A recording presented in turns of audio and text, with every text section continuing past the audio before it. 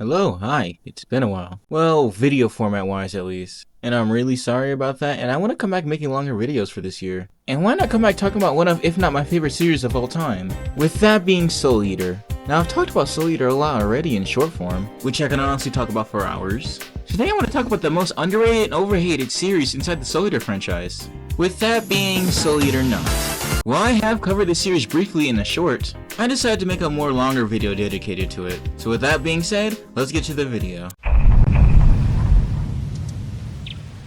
To start, what is Soul Eater Not? Well, Soul Eater Not is a prequel sequel to the series Soul Eater, which released back in 2014, a year after the original manga of Soul Eater ended, anime-wise at least. And while the Soul Eater anime was more battle-focused and oriented, Soul Eater Not focused a lot more on its slice of life and world building. And while it does feature the cast from the original Soul Eater Not features a whole new cast of characters for us to love and enjoy. Sugumi, who is our main focus and protagonist of this show, Mei, who is the airheaded one of the trio, and Anya, the sheltered rich girl, who has trouble learning about basic everyday things.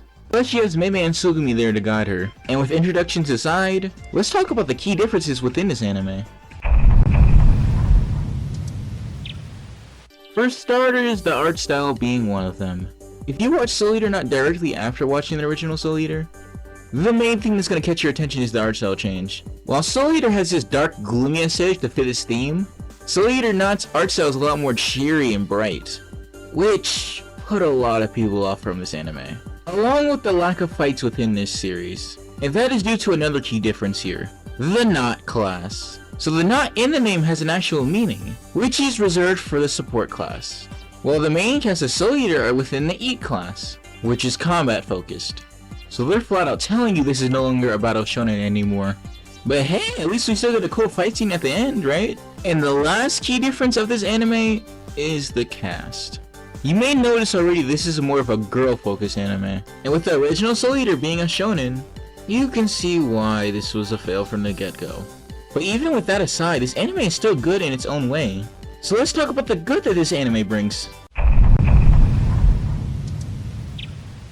Now, if you are a big fan of slice of life animes like I am, then you will definitely love this slower pace of a story.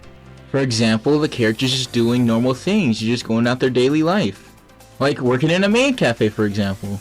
Or just teaching your friend how to play baseball. Small things like that within anime are what make things feel so real, which is an aspect of why I love this anime, along with this nice world building.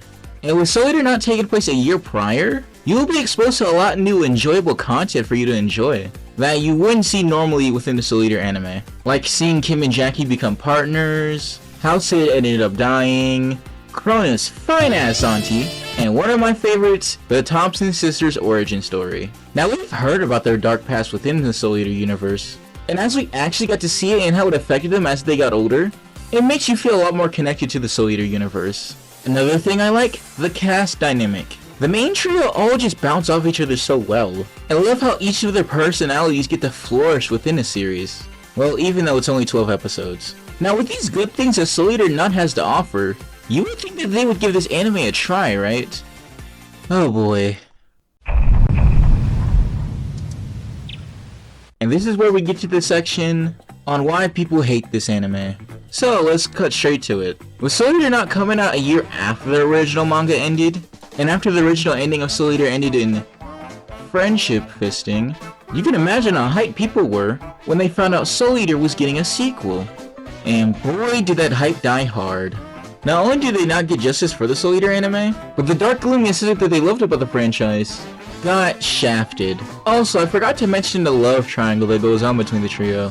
And while Soul Eater had its moments with romance, it wasn't episodic like how Soul Eater Not is.